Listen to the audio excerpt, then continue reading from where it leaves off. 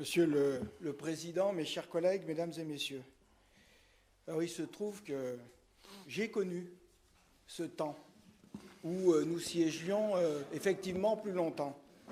Et le fait, non pas de pouvoir poser des questions, parce qu'il est vrai que vous y apportez la réponse que vous souhaitez, Monsieur le Président, et on ne peut pas parler de débat. Mais à cette époque, il y avait effectivement débat. Il y avait réellement débat. Nous sommes quelques-uns encore à avoir connu cette époque. Et plus que débat, il y avait même échange sur les rapports, voire même modification de certains rapports, où certains rapports étaient renvoyés parfois en commission pour être amendés. Et je crois que si je suis encore là aujourd'hui, eh bien c'est aussi un peu pour cela. C'est parce que nous avions vraiment l'impression de faire un travail constructif dans l'intérêt de notre département, dans l'intérêt des populations.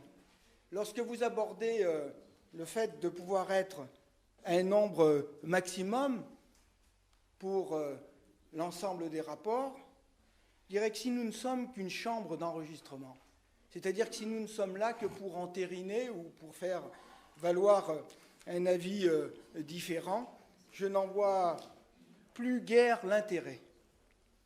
Alors, après un début de propos liminaire très politique, Monsieur le Président, et nous avoir asséné « et l'air je suis, et l'air je resterai », comme pour mieux vous convaincre vous-même, suite à défection dans votre exécutif, vous nous avez expliqué que votre motivation était, mais je crois qu'elle est partagée par tous les élus départementaux de l'Ain, de mettre en œuvre nos compétences, être plus lisibles et utiles à la population.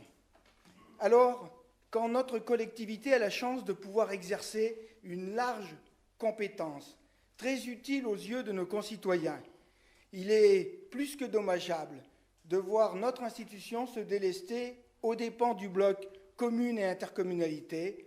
C'est pourtant le cas pour la mobilité douce dans l'Ain. Nos collègues de l'Ardèche sont un modèle dans la région, avec 350 km de voies douces et 200 km de surlargeur sur leur route. Dans l'Ain, nous sommes très en retard, avec seulement 50 km pour la Via Rona et une Via Sona, tout juste en cours de construction.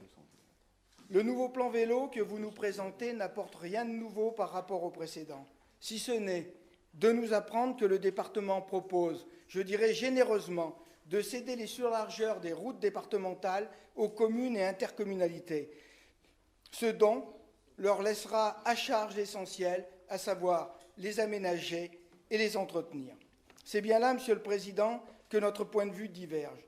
Les investissements que nous devons porter doivent avant tout concerner nos propres infrastructures pour les rendre utiles et pertinentes dans l'avenir.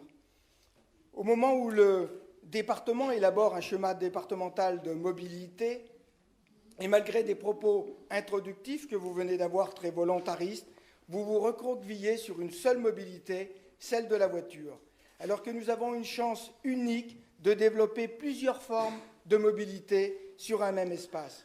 Rappelons que la voirie est une compétence que le département maîtrise depuis de nombreuses années, avec une expérience et une richesse de savoir-faire détenue par nos agents. Il est donc incompréhensible que vous ne souhaitiez pas prendre en charge l'entretien des voies cyclables sur le domaine départemental.